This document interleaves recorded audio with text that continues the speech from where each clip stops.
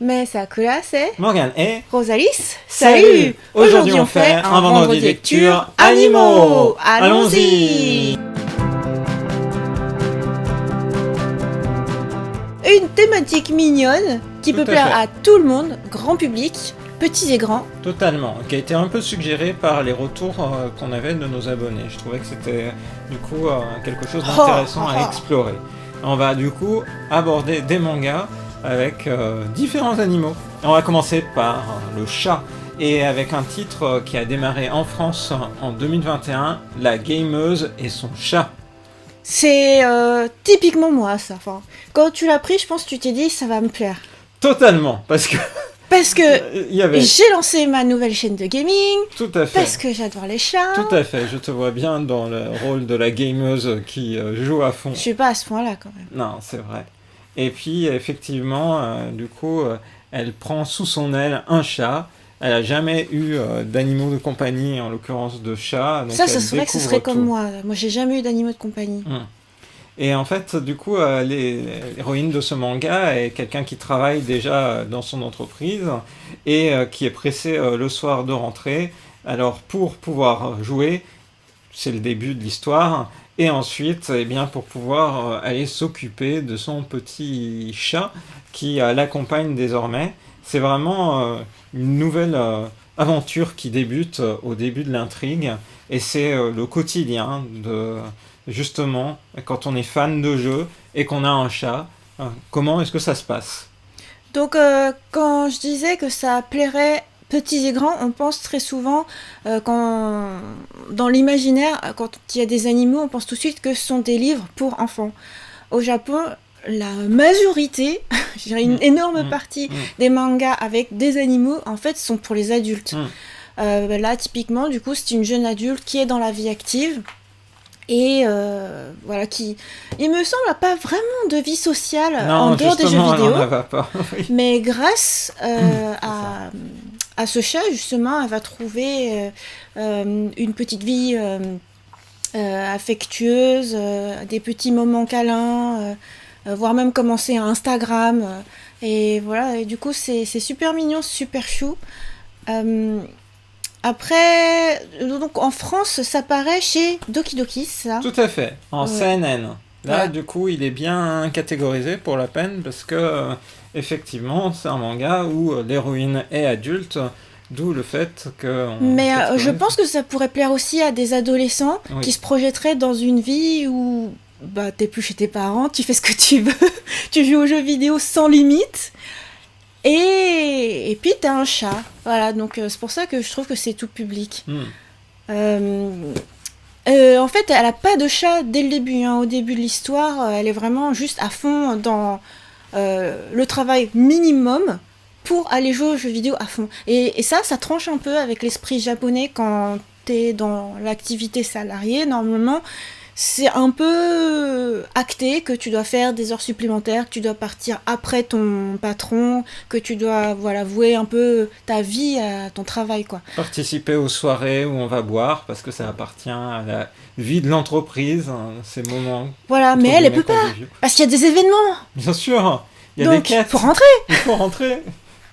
Tout à fait. Puis il y a un moment qui est marrant aussi dans l'histoire, c'est le moment unboxing. Et là, nous, en tant que youtubeurs, on se fait, bah, c'est trop ça, quoi. Un nouveau jeu arrive, il y a une édition collector, allez, vas-y, on se fait un unboxing.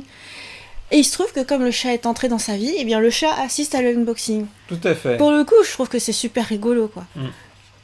Et après, quand on lit le rabat de la page du manga, ce qui fait curieux, c'est que l'auteur a dit « J'ai pris un chat à partir du moment où j'ai commencé ce manga ». Du coup, tu te dis, ça veut dire qu'avant ça, tu t'y connaissais pas trop ?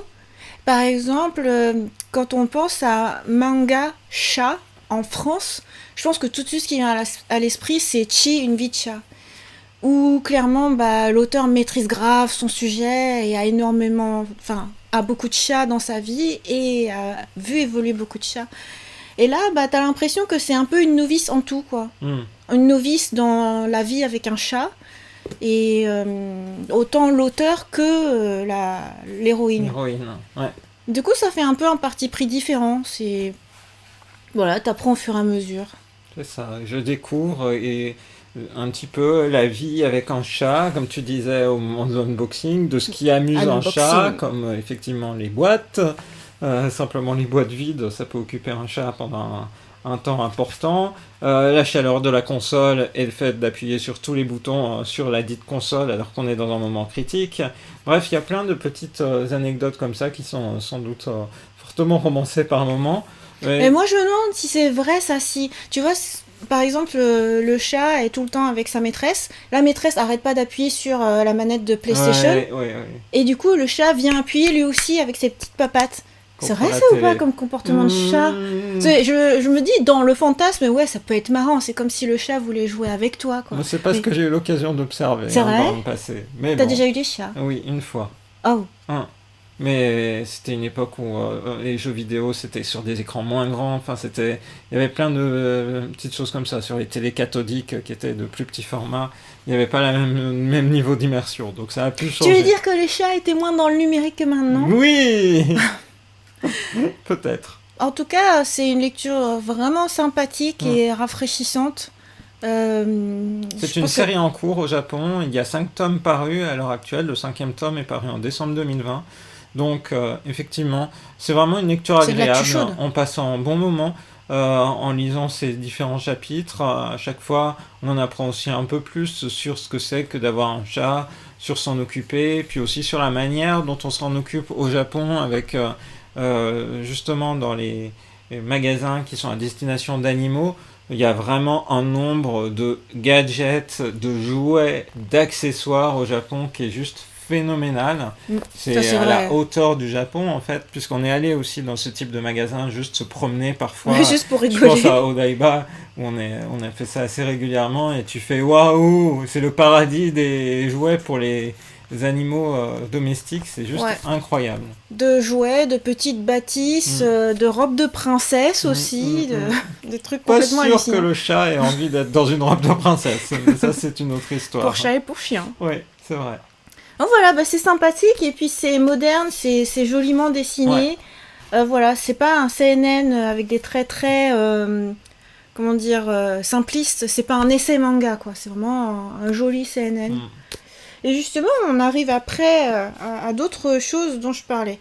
On continue dans l'ordre décroissant de sortie. On va continuer. Non, c'est très bien. Ok, c'était la première lecture. Nous passons à la deuxième lecture. Avec Mon Shiba, ce drôle de chien, paru chez Doki Doki également en avril 2020, en l'occurrence.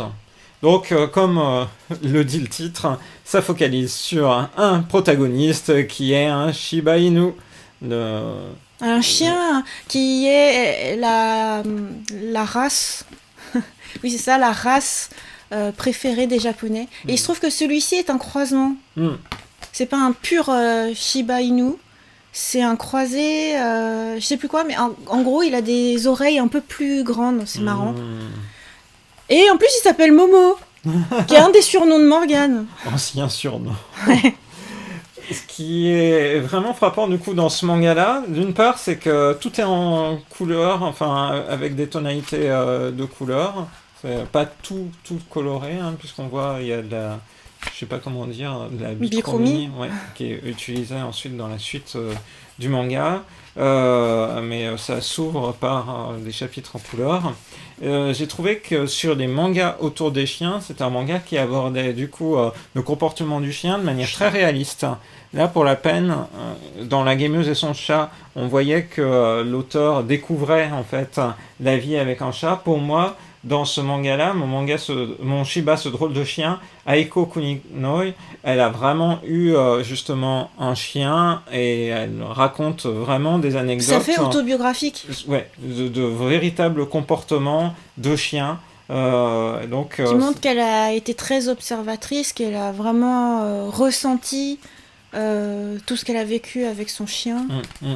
Et d'ailleurs, il y a carrément une planche pour le décrire sous toutes les coutures. Mais il n'y a pas seulement cette planche-là qui décrit sous toutes les coutures, il y a aussi régulièrement des questions-réponses qui sont intéressantes sur le comportement des animaux, sur pourquoi regardent-ils en l'air quand on les appelle de loin, pourquoi les chiens secouent-ils toujours leurs jouets et coussins dans tous les sens, quels sont les 10 commandements canins, Il n'y a pas eu la réponse que j'attendais, c'est pourquoi est-ce qu'il devient tout fou après avoir fait caca? Parce qu'il se sent libéré.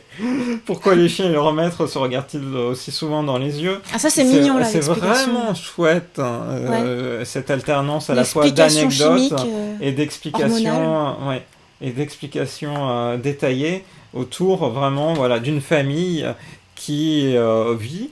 Et le chien qui est un acteur de la famille, qui était au départ... Oui, il fait partie pleinement de la famille. Voilà, qui change au sein de la famille de maîtresse à partir du moment où la grande sœur part suivre des études à l'autre bout du pays. La cousine, ouais. Ouais, ah oui, t'as raison, la cousine. Mais il est vraiment partie intégrante de la famille. Il est loin d'être abandonné, ce chien. Il y a vraiment une relation très particulière entre lui et le reste des personnages. Je trouvais ça attachant, les anecdotes bien vues, des vraies anecdotes de chiens, des vraies anecdotes très réalistes. Souvent, je t'ai posé la question de est-ce que tu as eu des chiens qui se comportaient réellement comme ça Dans cette lecture, j'ai pas arrêté d'interroger Morgane. C'est vrai. Et du coup, oui, quand la on plupart se du temps, Morgane me avec, répondait oui. Oui, le chien qui c'est le moment comme caca. Ça, qui tournoie, oui, c'est ça, après s'être senti libéré. C'est drôle. Et tout.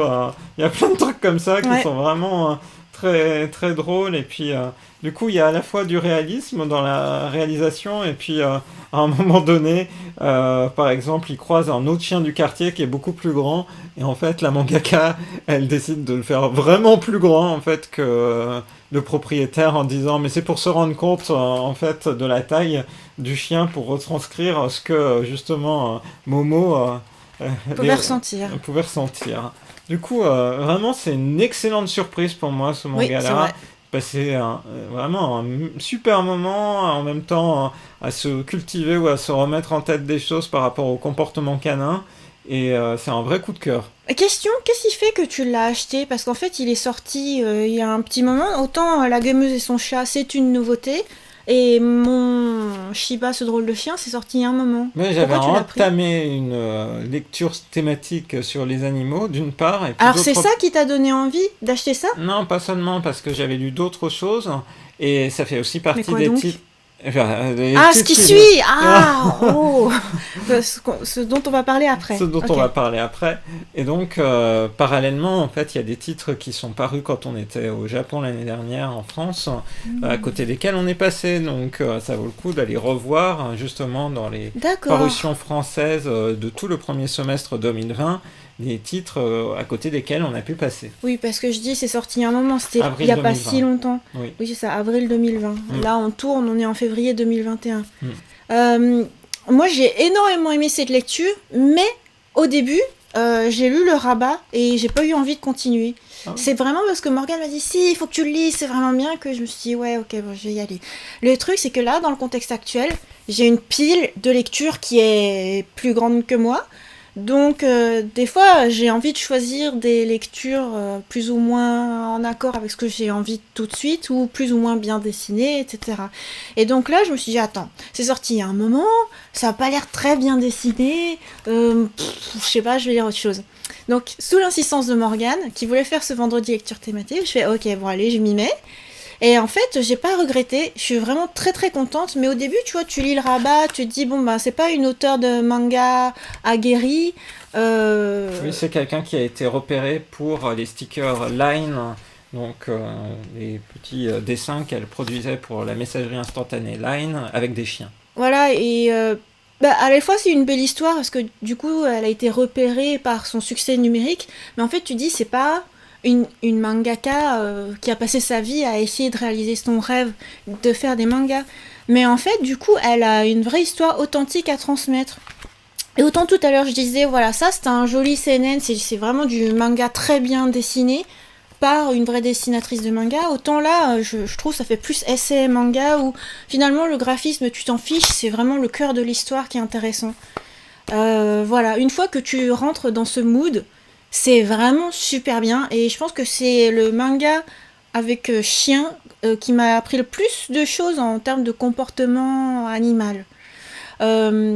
Aussi, ce que j'ai beaucoup aimé, c'est la véritable affection que portaient les êtres humains envers le chien, qui essayent vraiment de le comprendre et qui grandissent avec le chien parce que le chien leur a apporté beaucoup d'amour, beaucoup de confiance, ils peuvent entrer dans la vie active, ou alors affronter l'adolescence. Et voilà, bah moi je sais pas, moi comme j'ai pas eu d'animal de compagnie, j'ai jamais vraiment ressenti que ça pouvait t'apporter autant.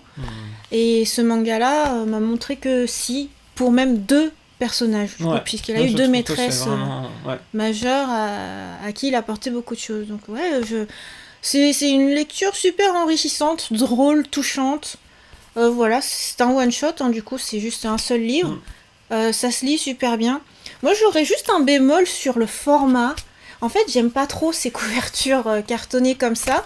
Parce que typiquement, par exemple, là, j'ai l'impression qu'il y a une page qui va partir. Enfin, quelques pages, là, la reliure, elle est pétée. Bon. Pourquoi pas avoir fait ça, quoi. Oui. Après, maintenant qu'on a ce style d'édition en France, on a envie d'avoir tout le temps ça. On n'a plus envie d'avoir du cartonné.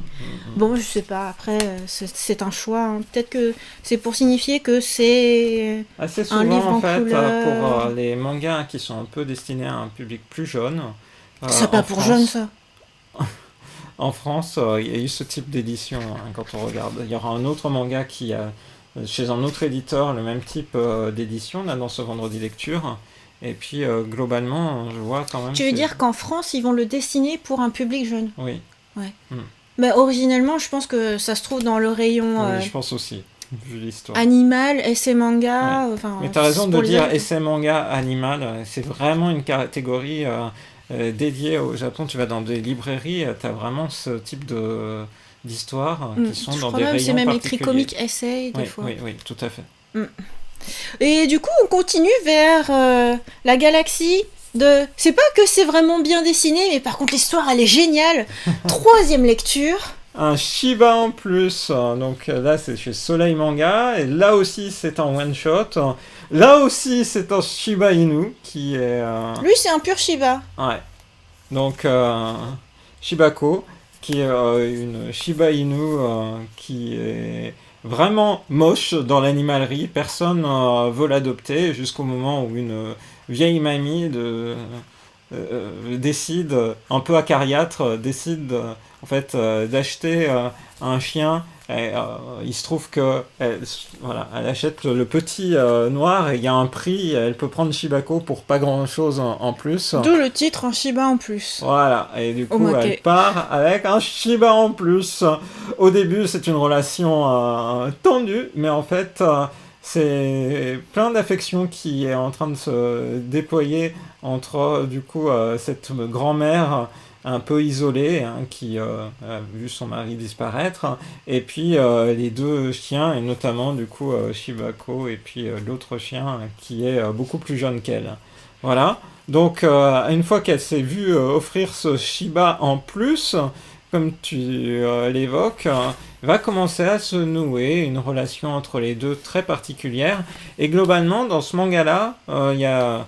je sais plus de mémoire 6-7 chapitres, voilà, 8 chapitres qui montrent en fait, c'est très focalisé sur les relations humaines. Je trouvais que c'était beaucoup sur la manière dont à la fois le temps passe, la manière dont les gens nouent des liens les uns avec les autres, et où les animaux en l'occurrence peuvent être vecteurs de liens entre les personnes. Des personnes qui ne se connaissent pas forcément, ou au sein d'une famille, des gens qui ne se parlent plus forcément. Bref, voilà. Bon là, du coup, la cible, elle est... Moi, j'ai envie de dire, là, c'est... Tu sais, des fois, tu te demandes dans les catégories d'âge japonaises qui essayent d'être retranscrits en France, mais c'est vaguement bien retransmis. Là, c'est pour adultes, quoi. Là, c'est clairement... Puisque, voilà, le personnage central... En fait, tu pourrais penser que le personnage central est le chien. Moi, je dirais plutôt que c'est la mamie, la grand-mère. Tout à fait. Je suis tout à fait d'accord avec toi. Donc, c'est une personne âgée. Voilà, pour moi, c'est ça la cible. Après, toutes les lectures qu'on vous montre aujourd'hui, moi, j'ai envie de dire, c'est tout public. Parce que moi, je suis pas mamie, mais je l'ai lu avec grand plaisir. Et ce qui est caractéristique, là, c'est, contrairement aux autres mangas qu'on a montrés au début, en fait, là, t'es dans la tête de la gameuse. Là, t'es dans la tête de l'auteur de manga. Et là, t'es dans la tête du chien. Donc, du coup, ça te change complètement la narration. T'es plus dans la compréhension des comportements du chien, tu es dans ses pensées. Et je trouvais que ça faisait un peu comme dans les années 80. Tu sais, t'avais des histoires comme ça avec des chiens qui sont hyper bienveillants, qui veulent résoudre tous les problèmes dans ta vie, te faire rencontrer l'amour, te faire des amis et tout. Et du coup, bon, dans cette histoire, grâce à ces chiens, la mamie se retrouve avec une meilleure vie, quoi. Tout à fait. C'est complètement différent. Pour le coup, c'est pas forcément une histoire archi réaliste, mais c'est une histoire pleine de bons sentiments. Voilà, t'as envie d'avoir ces chiens dans ta vie, quoi. Parce qu'effectivement, Shibako et Talo, ils se parlent l'un à l'autre. Hein. Du coup, il y a des intentions qui leur sont données et ils agissent en conséquence. Et ils agissent aussi avec cette volonté de rendre meilleur le quotidien de leur maîtresse, mais aussi de l'environnement autour.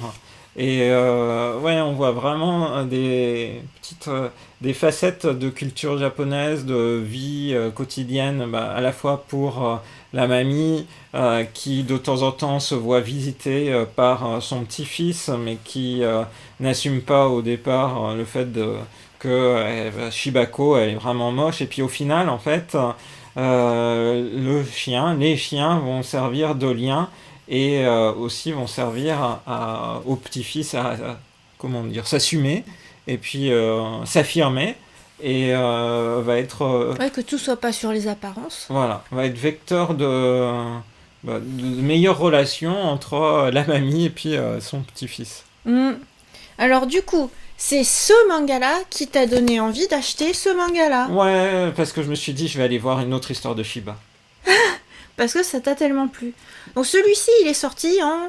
Celui-là est sorti en 2019. De décembre 2019, me semble, fin mars 2019. Ah, mars 2019. Pas de problème. Voilà. Ok. Donc tu remontes donc, le temps. Donc c'est un one-shot, c'est vraiment très chouette. C'est une autre façon de voir du coup le rapport aux animaux.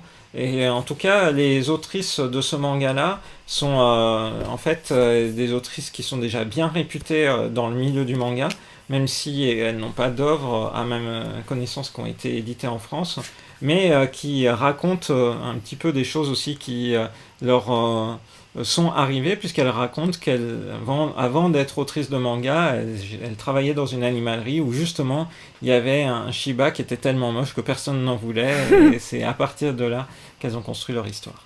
Ça, c'est toujours bien, je trouve, quand les auteurs ont, tu vois, une vraie authenticité dans la démarche, et c'est pas juste une demande de leur éditeur. Tout à fait. D'ailleurs, tu sais, je remarque que Soleil Manga, dans leur rabat, enfin sur leur rabat, ils mettent pets. Ouais. Et c'est plutôt malin, parce que dans les librairies au Japon, t'as vraiment une catégorie pets. Ouais, je suis d'accord avec toi. Voilà. Ensuite, du coup, les prochains, prochain, ouais. Et aussi chez Soleil Manga, dans la catégorie Pets. Et cette fois-ci, nous avons des lapins, Globule et une vie de lapin, et Globule, une vie de jeune lapin. Alors, en fait, historiquement, c'est Globule, une vie de lapin qui est sorti en premier, à la fois au Japon et en France. Et quelques années plus tard, le mangaka a eu l'opportunité de reprendre son histoire et de l'explorer différemment, et a fait Globule, une vie de jeune lapin. Et quand on était au Japon, dans les magazines de prépublication qu'on avait il y avait début une 2020, republication en fait de Globule, une vie de lapin. Donc dans le Gekkan Flowers, dans Flowers, un magazine qui est plutôt à destination d'un public féminin adulte. Donc encore une fois, voilà, le public cible n'est pas enfant. Mais d'ailleurs, avec Globule, l'auteur est, dans la vie active, quoi. Donc l'auteur du coup raconte des anecdotes autobiographiques de possesseurs de lapins, de mangaka et possesseurs de lapins, et avec ce lapin. C'est la vie de Globule, le vrai. C'est le vrai Globule, qui s'appelle comme ça parce qu'il a des yeux globuleux. Elle a des yeux globules, et c'est plein d'anecdotes de vie avec un lapin qui sont vraiment touchantes, amusantes, très bien menées, souvent en 4 cases, ou des 4 cases des Yonkoma qui se suivent. Et c'est vraiment un manga que je prends plaisir à lire et à relire. Donc pour préparer ce vendredi lecture, j'ai relu Globule, Une vie de lapin, parce que je voulais me remettre un petit peu dans l'ambiance, et j'ai vraiment apprécié de me replonger dedans, sachant que je les avais lus au moment de la sortie initiale. Et de mémoire, par exemple, Une vie de jeune lapin, c'était sorti justement au printemps 2019. Celui, c'est le premier, c'est février 2015. Ouais, voilà, et 4 ans plus tard, il y a eu la suite. Ouais, et en France, mars 2019. Donc Globule, Une vie de jeune lapin, en fait, mangaka avait envie de raconter finalement sa première rencontre avec Globule, comment l'avoir un peu apprivoisé, comment il a pu arriver au point de le maintenir en liberté dans son appartement. Bref, c'est trop le trip. Hein. Ouais, raconter que ça s'était pas fait comme ça d'un coup de baguette magique. Et donc... Parce que ici, c'est comme si c'était une vie merveilleuse. Ouais. Tu vois, tu fais tes mangas et puis t'as le petit lapin qui court partout, qui a ses petits comportements mignons et tout. Oui. Eh bien, c'était pas si facile que ça. Ce qu'il racontait du coup dans Globule, Une vie de jeune lapin. Ouais, parce que là, les anecdotes qui sont racontées dans le premier tome, c'est des anecdotes de 2011, donc l'année du lapin, en fait, c'est ça qui est rigolo. Et c'est tellement mignon. Alors, franchement, j'adore tellement ce manga-là par la qualité du dessin et puis la bouille de Globule et toutes les anecdotes sur... par exemple la mue des lapins, la mue des lapins à l'été, à l'hiver, ou alors la fourrure, ou alors ce que mange Globule, ou Globule qui se laisse on va dire caresser, bref, c'est tellement trop mignon. La posture aussi, tiens, on dirait qu'elle a des leggings, bref, c'est vraiment un titre au départ que j'avais pris pour toi, parce que je savais que tu étais grande moi, fan c'est mon de coup de lapin. Et moi aussi, j'en suis mon coup de cœur à l'époque. Super fan. Et du coup, j'étais très contente de voir une suite, enfin, du coup, la genèse arriver. Et franchement, mais j'adore ça. Déjà, j'adore les histoires avec les lapins. Je trouve ça des comportements encore différents des chats ou des chiens. C'est vraiment trop mignon. Et puis, en plus, j'adore les mangas en 4 cases. Les Yonkoma, moi, c'est ce que je préfère, en fait, quand tu cherches du feel good. Juste une lecture pour te sentir bien, passer un bon moment, et puis t'endormir, voilà, rejoindre le pays des rêves avec des bonnes pensées. Tu lis ça, c'est trop génial. Et pourtant, je ne cesse de le dire, il n'y a pas assez de Yonkoma qui paraissent en France. Alors qu'il y en a plein au Japon, quoi. Voilà, donc super gros coup de cœur, intemporel. Moi, je lis, je relis ça avec plaisir tout le temps. Complètement, comme tu le dis, intemporel. Et puis comme tu l'évoquais, au printemps 2020, par exemple, on avait vu que dans Flowers, il y avait des rééditions des planches de Globule, ce qui montre bien, en fait, que ça a toujours du succès. Ça a toujours du succès et que ça se lit avec toujours autant de plaisir. Donc, 2 tomes parus, c'est tout. Et vraiment excellent. Et donc, ça fait partie des magazines qu'on a déchirés cet été 2020. Tout à fait. Si vous avez envie de voir nos vidéos, on déchire nos magazines de manga, et ben il y a la partie Globule qu'on a conservée précieusement. Ouais.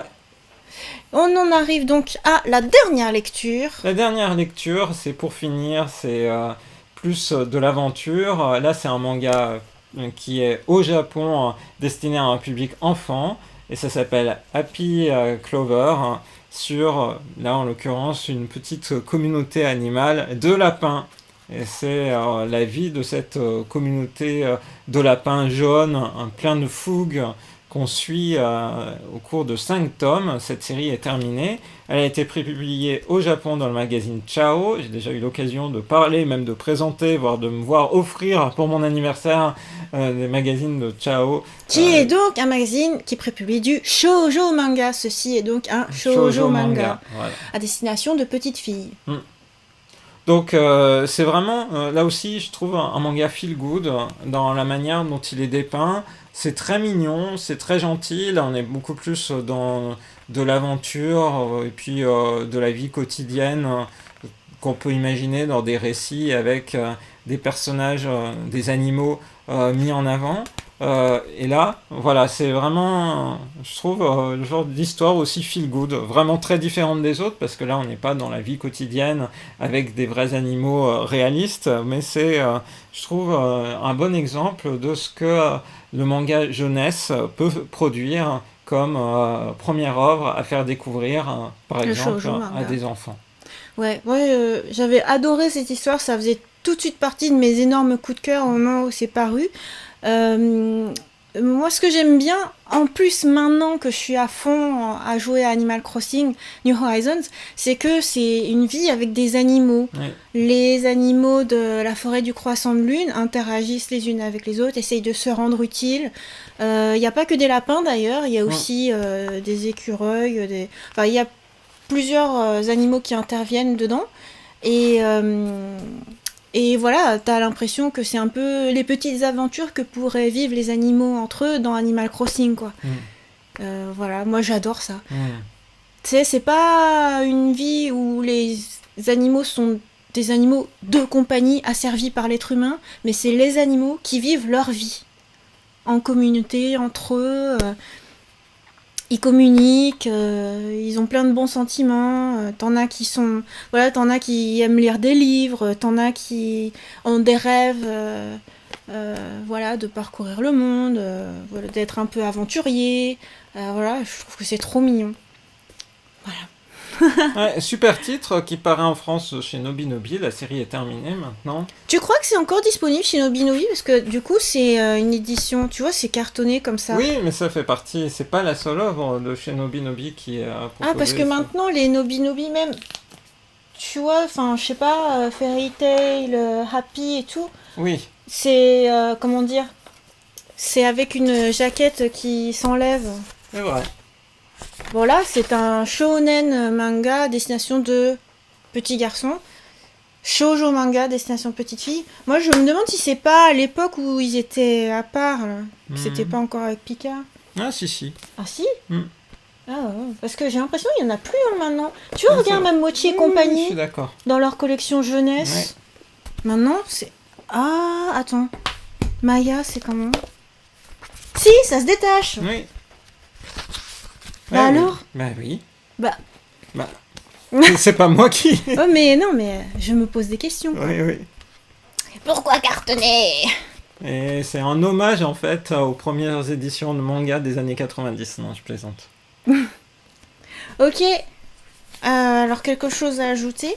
Et du coup, on aura abordé différents animaux, différentes thématiques. Et c'était un petit peu une originalité aujourd'hui de vous présenter ces différents mangas avec ce choix-là, en fait, autour des animaux. Moi, j'avais envie de dire, c'était un petit peu, ça faisait vibrer ma fibre 30 millions d'amis. Quand j'étais jeune, j'aimais bien regarder l'émission 30 millions d'amis. Et donc, c'est chouette à travers les mangas aussi de voir toute l'affection qu'on peut avoir pour les animaux, tout ce que ça peut apporter. Et ça fait partie des choses qui m'ont vraiment plu dans cette œuvre. Du coup, on peut dire que ça aurait été une thématique transversale parce qu'on aura eu du CNN manga, ce qu'on va dire essai, comic essai, du shoujo manga. On a vraiment eu C'est marrant. une bonne diversité.